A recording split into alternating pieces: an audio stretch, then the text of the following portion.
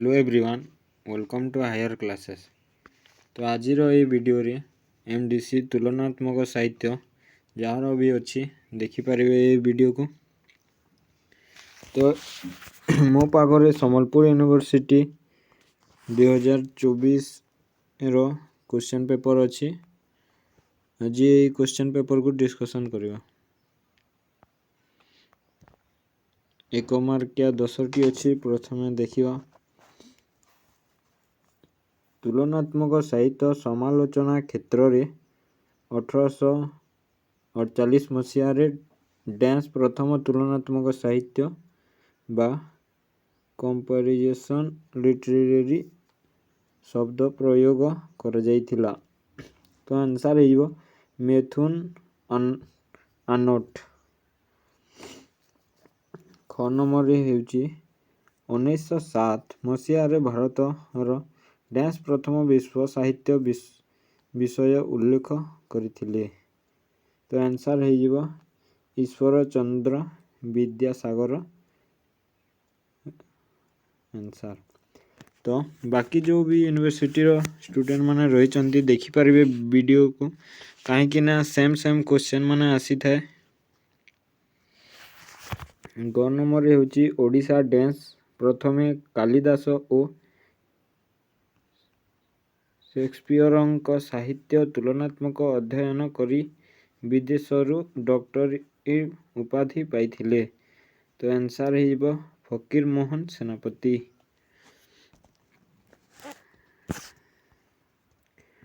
घ नंबर देखिबा।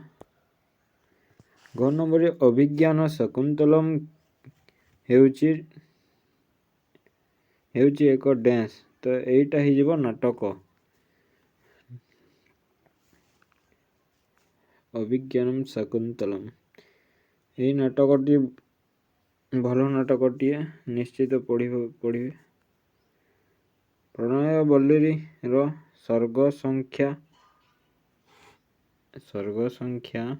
डैश। तो आंसर है 7। 6 नंबर हरि डैश उपन्यासर मुख्य चरित्र।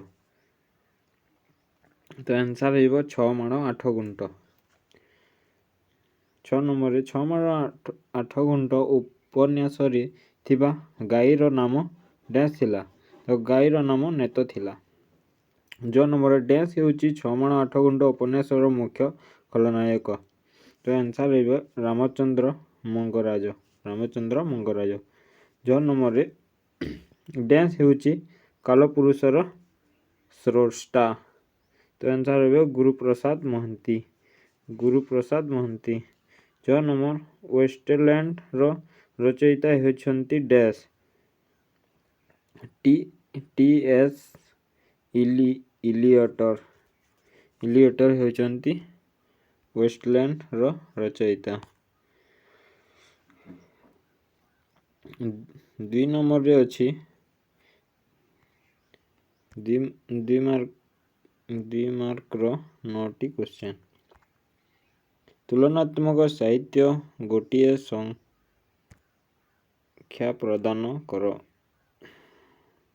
प्रदान कर सॉरी।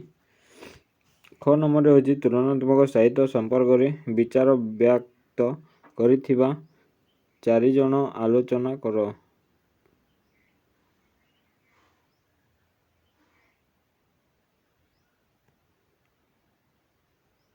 आलोचकों नाम लेख।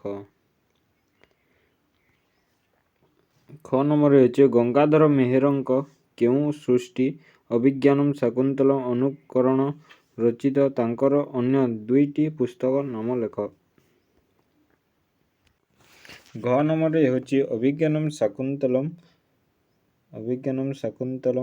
लेखक किए तांकर अन्य 2टी साहित्य उल्लेख कर। गोदानर लेखक नाम लेख और तार अन्य 2टी कृति उल्लेख कर।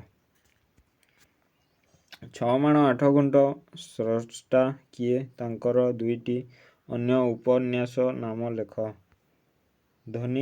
धनियार परिचय प्रदान कर।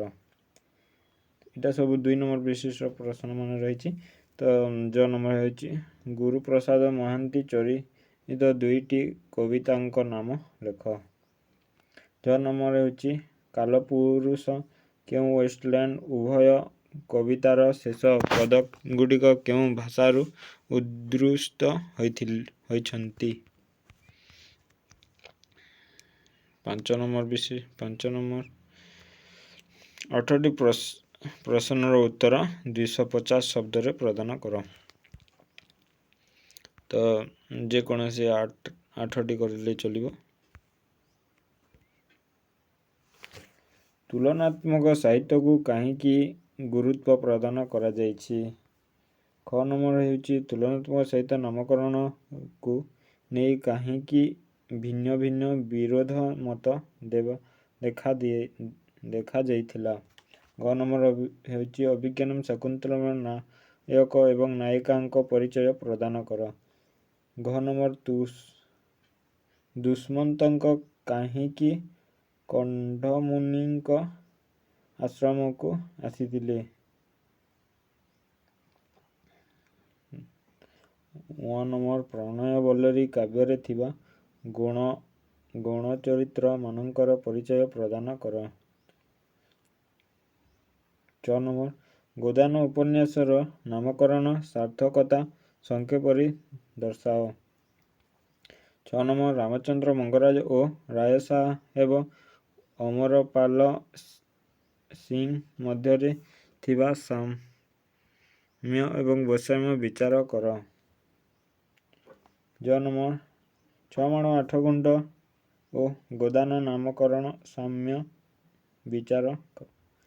ବିଚାର ନାମକରଣର ସାମ୍ୟ ବିଚାର। ଜ ନମ୍ବର ହେଉଛି କାଲପୁରୁଷକୁ କାହିଁକି ୱେଷ୍ଟଲ୍ୟାଣ୍ଡର କଟକୀ ସଂସ୍କାରର କହନ୍ତି ଆଲୋଚନା କର।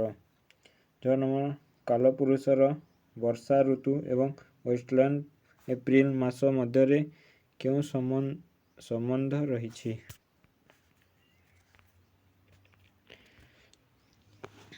4ଟି ପ୍ରଶ୍ନର ଉତ୍ତର 800 ଶବ୍ଦରେ ପ୍ରଦାନ କର। ତ ଏଇଟା ହେଉଛି 8 ମାର୍କିଆ କ୍ୱେଶ୍ଚନ୍। ତ ଏ ଭିତରୁ ଯେକୌଣସି 4ଟି କରିଲେ ଚଳିବ। ତ କ ନମ୍ବର କ୍ୱେଶ୍ଚନ୍ଟି ହେଉଛି ତୁଳନାତ୍ମକ ସାହିତ୍ୟର ସଂଜ୍ଞା ସ୍ୱରୂପ ଆଲୋଚନା କର। କବି ଗଙ୍ଗାଧରଙ୍କ ପ୍ରଣୟବଲ୍ଲରୀ କାବ୍ୟ ଅଭିଜ୍ଞାନମ୍ ଶାକୁନ୍ତଳମକୁ କିପରି ଅନୁକରଣ କରି ଅଛନ୍ତି ଆଲୋଚନା କର।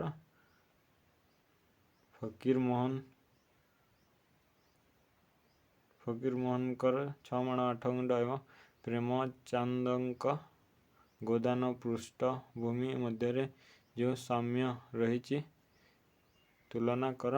ତୁଳନାତ୍ମକ ଆଲୋକରେ କାଲପୁରୁଷ ଏବଂ ୱେଷ୍ଟଲ୍ୟାଣ୍ଡକୁ ବିଚାର କର। ସୀମା ଆଲୋଚନା କ୍ଷେତ୍ରରେ ତୁଳନାତ୍ମକ ସାହିତ୍ୟରେ ଗୁରୁତ୍ୱ ଆଲୋଚନା କର। ତ କ୍ୱେଶ୍ଚନ୍ ମାନେ ରିପିଟ୍ ହୋଇଥାଏ, ଏଇଟାକୁ ଫଲୋ କରିଲେ ବି ଚଳିବ।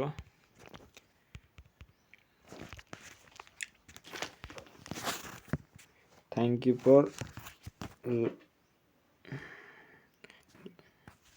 ଶେଷ ଯାଏ ଦେଖିଥିବାରୁ ଥ୍ୟାଙ୍କ ୟୁ। ଜୟ ଜଗନ୍ନାଥ।